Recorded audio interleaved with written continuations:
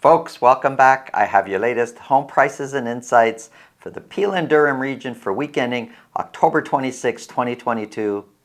Before I get into the numbers, we all need to understand the agreement is the agreement. I'm talking about the purchase and sale agreement.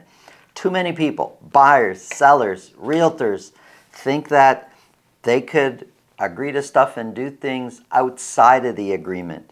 Nothing good ever happened outside of the agreement. So, where do I begin? Deposit. It's clearly written in the agreement. Deposit is due 24 hours after the accepted agreement, within 24 hours. So, 25 hours? That's too late. There's no reason. This should all be prepared and planned ahead of time. Realtors should be advising their clients ahead of time. Listen, the deposit has to be in, and that's just it. There's no other ways about it. Shadows. If you want one of the mirrors, it needs to be written in the agreement. Otherwise, good luck getting it. You got nothing to kind of defend yourself if it's something that you wanted. The visits. On one of our listings, a buyer put 2 visits. We gave them 2 visits, no problem. It was in the agreement. But then they wanted another visit. We don't have to give them another visit. If you wanted 3 visits, you should have put it in the agreement. So, time is of the essence also, which is clearly written in the agreement of purchase and sale. So if that offer expires at 10 p.m., at 10:01, if you accept it, you're accepting an agreement that no longer exists. It expired. Time is of the essence. Too many people are just they don't take it serious. It's like, yeah, we could talk about things, we could agree to things verbally. No, you can't. Should the situation ever arise that you're in litigation and you got to go to court, the only thing the judge is going to be concerned about is what's in the agreement. The agreement is the agreement. If it's important to you, it should be in the agreement. If you think this video can help somebody you know, please pass it along. Let's get into the numbers.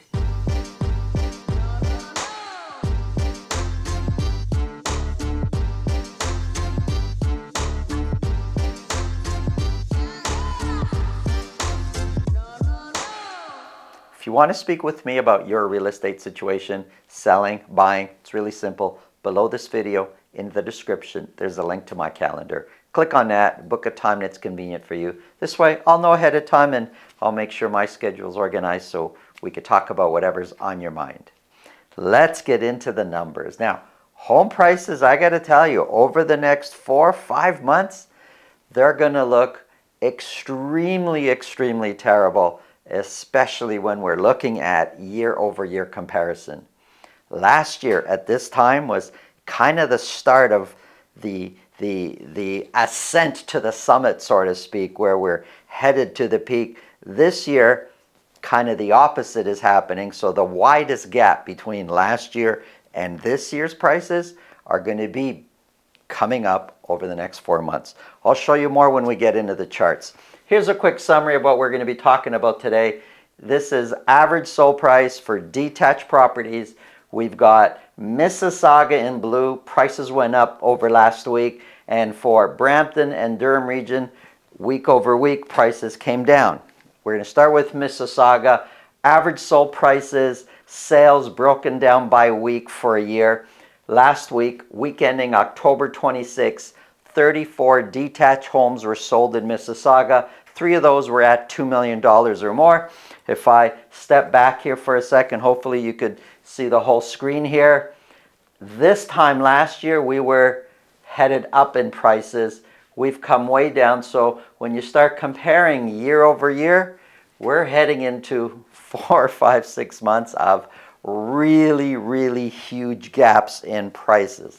For example, average sold price of $1,452,000 for week ending October 26 is 16% lower than last year's average sold price. Median price is 10% lower than last year's median price. Now the dotted line, both for average sold price and the median price in blue. The dotted line is a 4-week moving average, kind of helps us to more clearly, I guess, see the trend. And you could see average sold price has been slightly coming down. Median price, a bit more steady. Hasn't changed that much over the span of 2 and 3 months. Year-to-date sales for Mississauga, we have 38% fewer sales this year versus last year.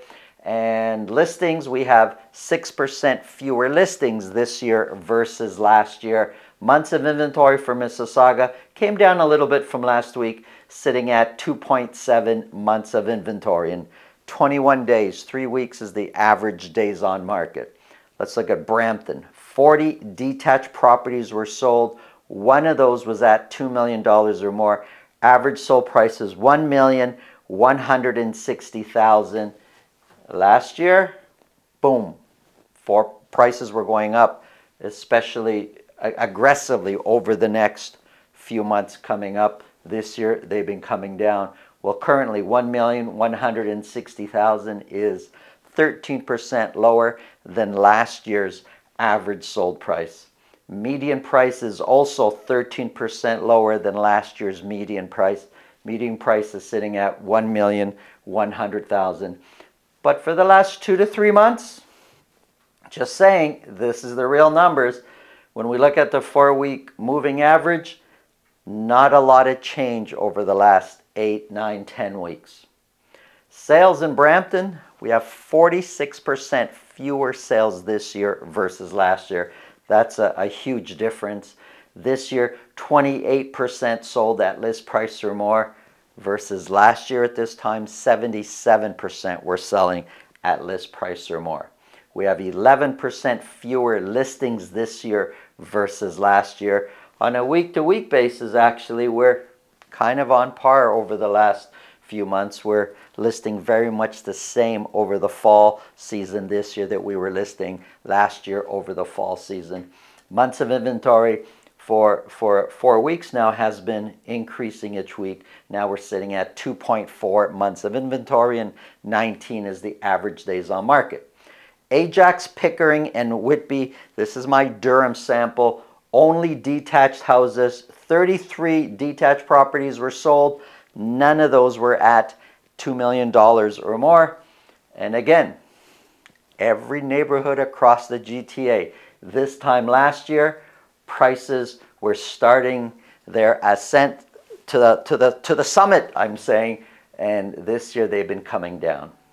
Compared to last year, $1,152,000 is 20% lower versus last year's average sold price. Median price is 23% lower versus last year's median price. Median price this year is sitting at $970,000.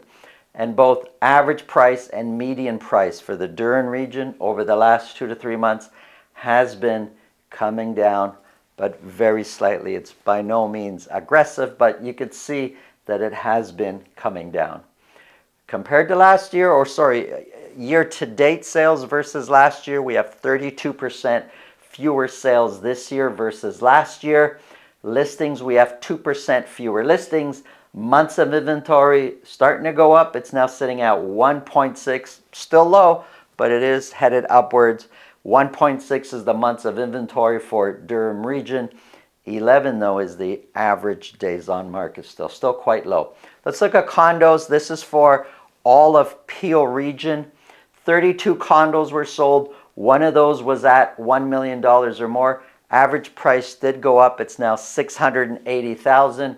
Compared to last year, $680,000 is 14% higher than last year's average sold price. Now we're talking about condos.